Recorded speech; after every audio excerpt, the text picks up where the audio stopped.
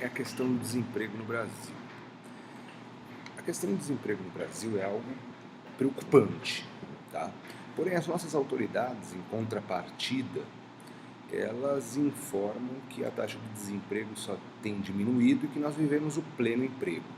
Pergunto eu para cada um de vocês: vocês conhecem pessoas desempregadas?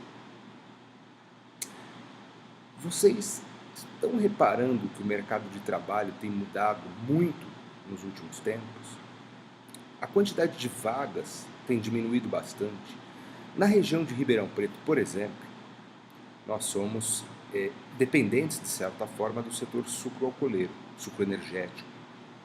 E esse setor vem passando por uma crise muito séria. Ele não se recuperou desde 2008. E 2013 e 2014 foram anos extremamente críticos. Nós tivemos no Brasil mais de 70 usinas de açúcar e álcool fechadas, literalmente fechadas, que encerraram as suas atividades. Imagine o número de pessoas que perderam seus empregos.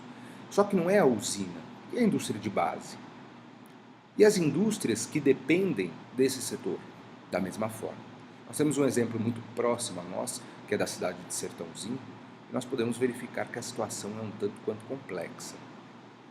Enfim, algum tempo atrás, em 2013, eu tive a oportunidade de conversar com um professor da PUC de São Paulo. E esse professor economista que ele acabou.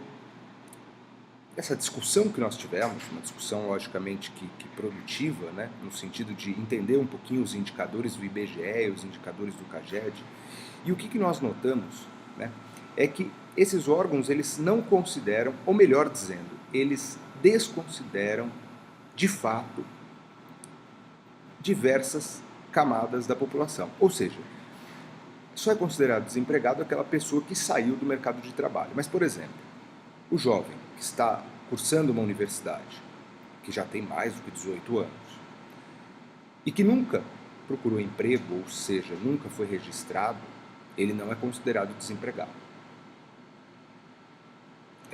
Não é. O trabalhador autônomo, aquele que não tem registro e que não tem também uma empresa aberta, ele também não é considerado pelos órgãos, como o IBGE e o CAGED, não são considerados pessoas desempregadas. As pessoas que desistiram de procurar emprego também não são consideradas desempregadas. Afinal de contas, que dados são esses? Afinal de contas, para o governo brasileiro, quem são os desempregados?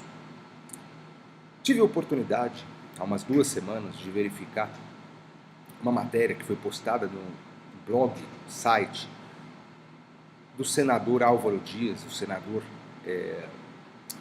do Paraná, que foi reeleito nessa última eleição, e ele debateu muito acertadamente essa questão do desemprego real. Então, por que, eu me pergunto, por que não falar a realidade? Fora isso, a quantidade de solicitações de seguro-desemprego tem aumentado consideravelmente. Tanto é que no orçamento para o ano de 2014 nós teremos um acréscimo de 9 bilhões de reais. Esses 9 bilhões de reais é para suprir as necessidades do seguro-desemprego. E entendo eu que o seguro-desemprego, quem recebe, quem tem o direito de recebê-lo, são as pessoas desempregadas.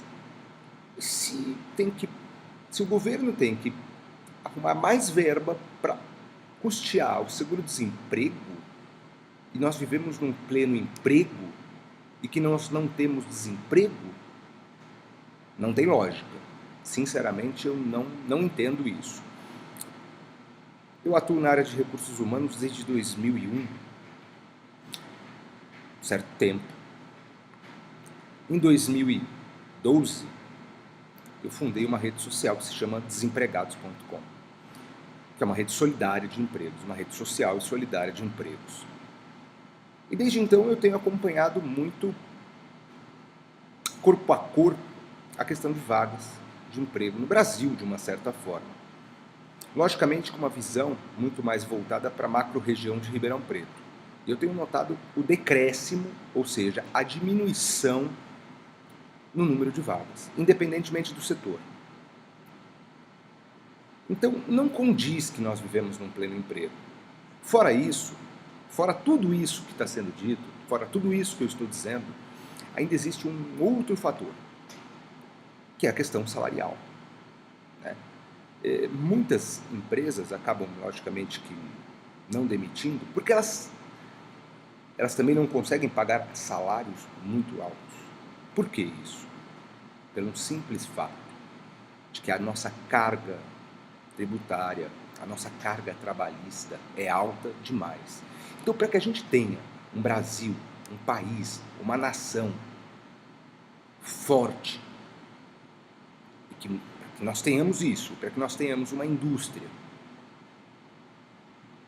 potente, para que nós tenhamos empregos em todos os segmentos da nossa economia, nós precisamos fazer com que os nossos governantes revejam as políticas adotadas. E essas políticas são políticas relacionadas não apenas à questão do emprego, porque o emprego ele acaba sendo uma consequência de uma série de outras coisas. Então, uma desoneração fiscal, uma reforma trabalhista, tudo isso, se for bem feito, se for bem conduzido e se existir interesse para que existam essas reformas, com certeza absoluta, os empresários terão melhores condições de pagar melhores salários para os seus funcionários, bem como isso pode gerar novas contratações. Isso também pode fazer com que o país cresça. Então, o que eu deixo aqui é uma reflexão para que nós parássemos para pensar: será que o Brasil vive realmente o pleno emprego? Será que o Brasil vive essa situação que muitos querem fazer com que seja realidade? Nós não vivemos num conto de fadas. Nós vivemos uma triste realidade, infelizmente. Eu estou aqui dizendo isso e estou dizendo realmente, infelizmente. Gostaria eu de que nós vivêssemos num pleno emprego, gostaria eu de ver o Brasil crescendo, nosso PIB crescendo, as indústrias contratando e gerando essa cadeia de valor produtivo, mas não é isso que ocorre. Talvez por desinteresse, talvez por falta de engajamento, eu não sei, sinceramente eu não sei, mas eu gostaria de deixar para que vocês que estão me ouvindo ou me assistindo nesse momento, para que vocês tirassem as suas próprias conclusões. E o que eu estou falando aqui é baseado naquilo que eu vejo, naquilo que eu leio, naquilo que eu ouço. Então eu gostaria de que cada um de vocês também pensasse, parasse para pensar se realmente essa situação do pleno emprego existe. Bem, ficou essa reflexão. Muito obrigado.